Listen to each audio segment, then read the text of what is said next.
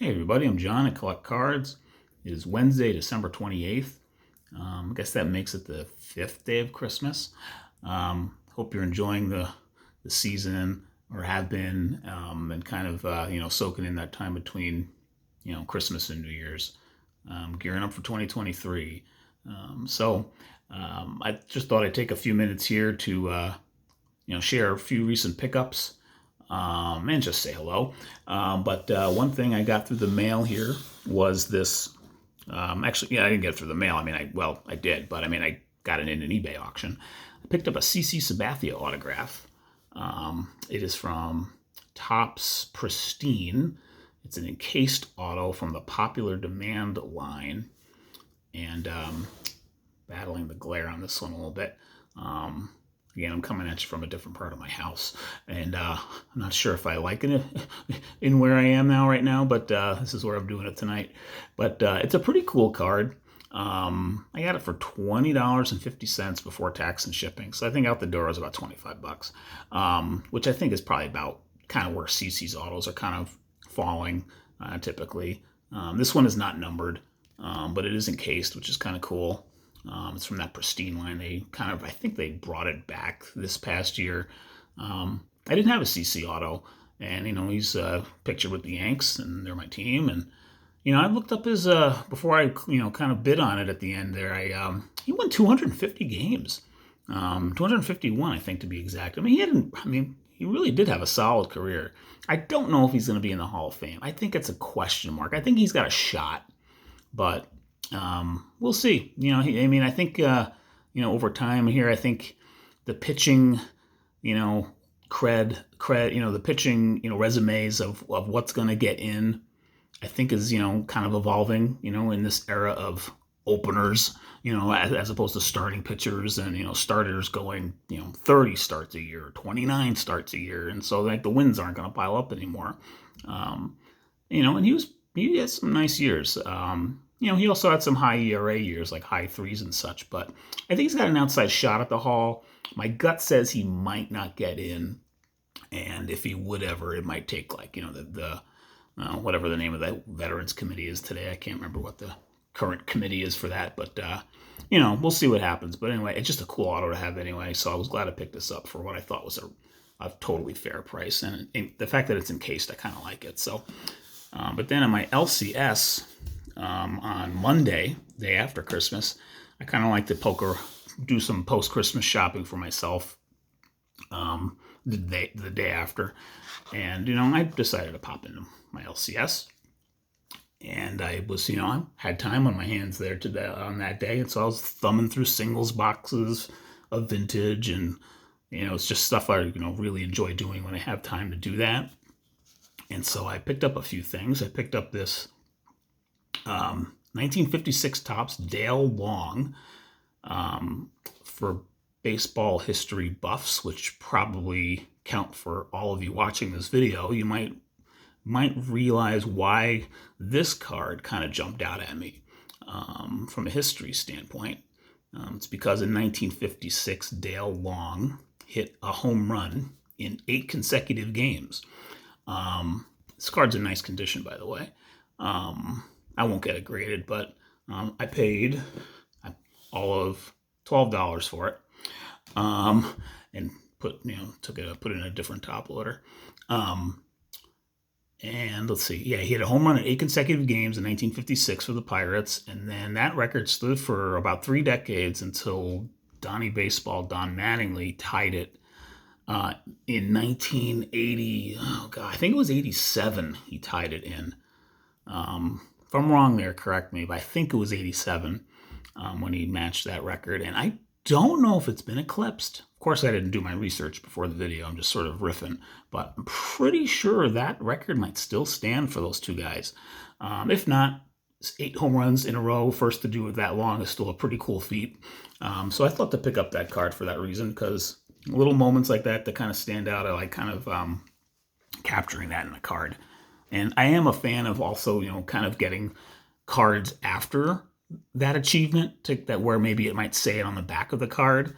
But, at the same time, I do appreciate getting it for that year's feat as well. So anyway, needless to say, I thought that was a cool little pickup. So I picked up that on Monday. See if I can get that out of the glare now. It's just going to have to live with it. But the find that I really enjoyed having at my LCS were these 1957 tops.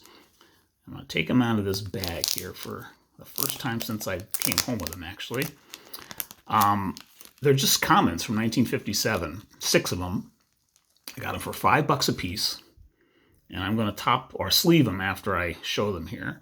The reason why I really love these is that these, I mean, they're not pack fresh, of course, but they were basically my guy at the LCS, the main baseball card guy at the LCS has a stash of stuff in the back office or whatever. It's mostly a comic book store where I go. But the main guy for cards, has a bunch of stuff in the back. He finally got around apparently to putting, I think, a bunch of decent 56s out. And then he put a bunch of 57s in an existing singles box already. Because when I was thumbing through them, I was like, wait a minute, there's some new ones here I haven't seen before. And some of these are in really nice condition. And so they were $5 a piece. So for $30, just to kind of add to I probably have about 100 I'm not collecting the set, but when I find cool things like this, like look at the gloss on this. Like these cards have gloss on them still. And the corners are pretty nice. It's like, that's why I picked these up. So, I mean, Clint Courtney, I'm not sure what he did for the Senators. He was a catcher. I don't know if he was the starter. I didn't look at all the backsies. I guess he was the starter in 1956. Anyway, what do you know? He batted 300. Very interesting, actually. Gosh, guess he had a really nice year that year. But there, I got that card, and then this card. I made the decision to get these cards. I bought 6 in all that have this really nice gloss on them. When I saw this card, and there were 2 examples of this one in the batch, or in the of the newer ones he put in, I was like, "Yep, I'm going for a few of these today." Because this card, Elmer Valo, is one of my favorite. I mean, it's up there among my favorite vintage shots of all time. And I didn't have the card yet. And, both of the examples were off center left. I wonder if most of the examples are.